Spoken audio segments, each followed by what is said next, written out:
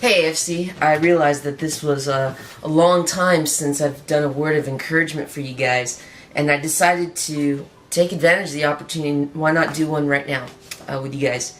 I've had the pleasure of spending a day retreat with Roger Lindy and a few of the adults from our church, and we had some time to go on our own and to read the Word on our own initiative, and I came to 2 Samuel chapter 6.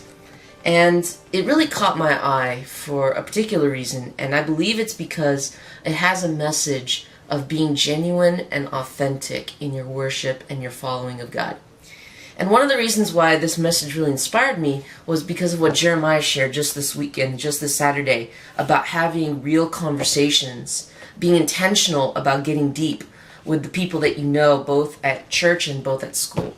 And so I realized that what better example of authenticity than David in this passage. And one thing I've noticed in our church is that for many of us, especially in the youth group, are really self-conscious about the way we worship and the way that we live our lives. We are so concerned about what other people think about us. We are so concerned about being accepted and being welcomed, and so we are so overly paranoid about the way we live. And the reality is, no one thinks about us as much as we think about ourselves. And I think this lesson from David is very, very encouraging along this message. Now, the story goes something like this from chapter 6. Basically, David watches as the ark is finally able to be returned to Jerusalem. And in their exuberance, they carelessly allow the ark to stumble. I believe it was no mistake that the ark stumbles in this case. And a man, well-intentioned, goes and tries to break the fall of the ark by putting his hand on a place that should not be touched. And God, in his faithfulness, in his warning, he strikes the man dead. And David watches this and he gets mad. He gets frustrated. He doesn't understand why God would do such a hard thing, and yet in his genuine, authentic way about him, he pouts, and publicly, if I might add.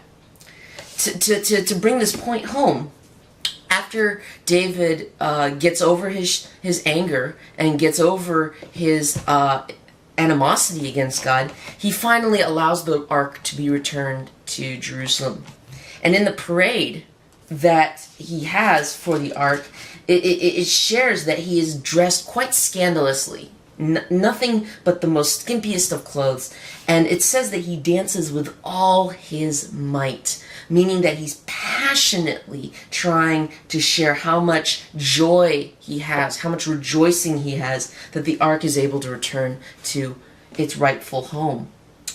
And one thing that is very interesting is that Michal, his wife, the daughter of Saul, is looking down from the window, and she is disgusted by what she sees. She looks upon David and says, "This is our king? This is the one we're supposed to respect? This is the one that we're supposed to look up to? This is the one that we're supposed to be like? And look at the way he carries himself. It's so humiliating. It's so disgraceful. It's absolutely a shame for the people of Judah to have their king act like this." And David doesn't take this from Michal. David looks at his wife and says, "I know why you're saying this. It's because God picked me instead of Saul."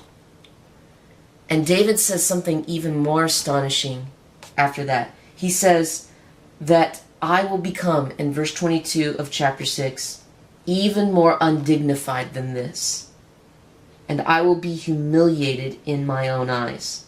But by these slave girls you spoke of, I will be held in honor. And I don't know about you, but when I read a passage like this, I see David as being absolutely genuine, absolutely authentic, because he knows, as even as a king, that when people get to know him and people are able to experience the mistakes and the decisions that he makes, people will know that he is human. People will know that he's not Superman, that he's not God, that he's not perfect. But I think we're afraid to show people that. And the truth of the matter is, if we really want God to work on our lives, we have to be real. We have to be genuine. We have to be authentic. Not just with the people at our church, not just with the people at our school, not just with our families, but most importantly with God. If we can't worship God truly, authentically, in church, in worship, then where in our lives are we truly worshiping God? And I want to encourage us as brothers and sisters in Christ, in Home of Christ Church and wherever you might be going to a place of worship, to be authentic in your worship. Not just so that God can work on you and your own imperfections, but also that you can encourage the brothers and sisters around you to also be authentic in their worship as well. Allow you to be the example for them to be honestly not so worried about what people think about them. Believe me, in a position that I'm in, a lot of people have a lot of recommendations for how I should minister, how should I be a pastor. But I'll tell you this, how many of their recommendations are biblical? How many of their recommendations are from the Lord? You have to ask those types of questions, otherwise you are going to be tossed to and from, here and there, with the opinions of all the people that you will meet with in this world. Brothers and sisters, be not so concerned about what other people think about you. Do not be concerned so much about their perceptions about you or how they view you, because chances are the problem isn't with you, but their problem is with the Lord. And I want you to be completely genuine, authentic, and real, not just in your worship, but the way that you live your life every single day. Remember that we were sent to love people within this world and care about them. And be thankful for the people that are honest about what they think about us. But the most important opinion that matters is what the Lord thinks about you. And I truly do hope and I pray that you will remember that He loves you. And that should be more than enough for us to be real with all the other people in the world that we live in.